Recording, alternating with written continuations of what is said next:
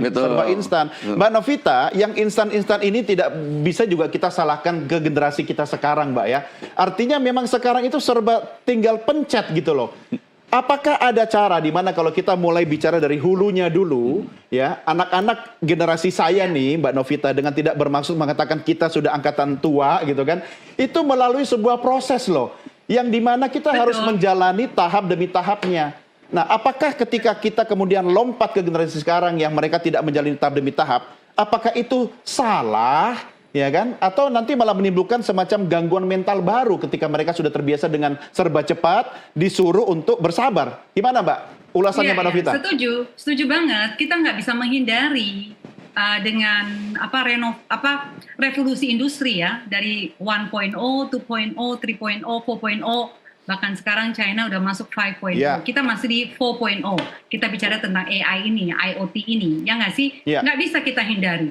Tetapi kita tahu ada dampaknya. Dulu kita revolusi industri misalnya 3.0 dengan kulkas gitu ya.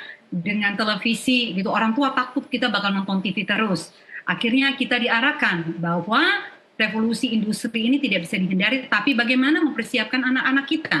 Nah, masuk di 4.0 dengan penemuan daripada AI ini, orang tua tidak siap. Karena terlalu cepat. Ini baru kurang lebih 15 tahun terakhir dengan ditemukannya Facebook, Instagram. Ya nggak sih? Orang tua kaget ya? Twitter, masuk dengan si X gitu yang dulu namanya Twitter dan TikTok sekarang ini. Kita nggak bisa hindari. Tapi bagaimana manusia tetap sama.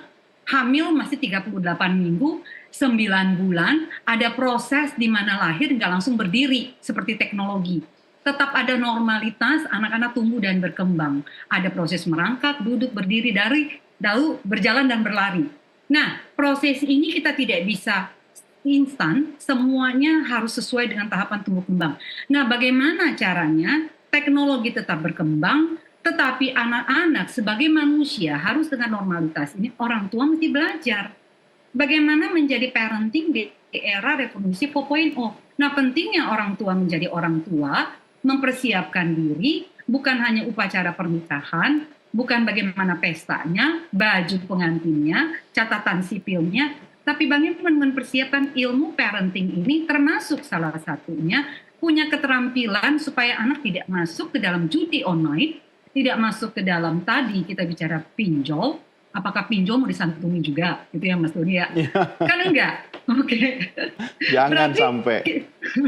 Berarti kan kita harus belajar jadi orang tua. Orang tua itu pertanggungjawaban, anak itu amanah, anak ini anugerah. Nah, bagaimana anak yang dilahirkan harus datang dengan satu manual, harus datang dengan handbook. Itu kan kita tidak punya. Kayak Mas Doni, anaknya 5 gitu ya, the more the merrier. Tapi punya 2 orang tua yang sangat siap, tidak mudah pasti punya anak.